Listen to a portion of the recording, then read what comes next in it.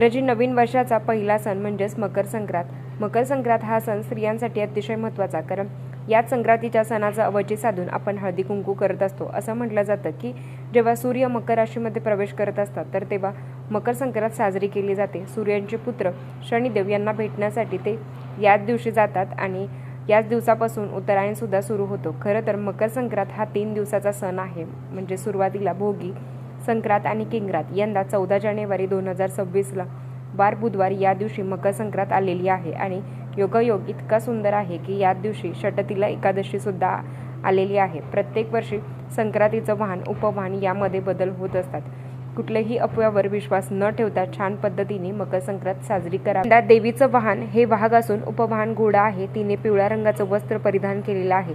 हातात गदा घेतलेली असून केशराचा टिळा लावलेला आहे. वयाने कुमारिका असून बसलेली आहे. वासाकरिता जाई हातात घेतलेली आहे. पायस भक्षण करीत आहे. या संक्रांतीचं अवचित साधून काही गोष्टीचं पालन केलं पाहिजे.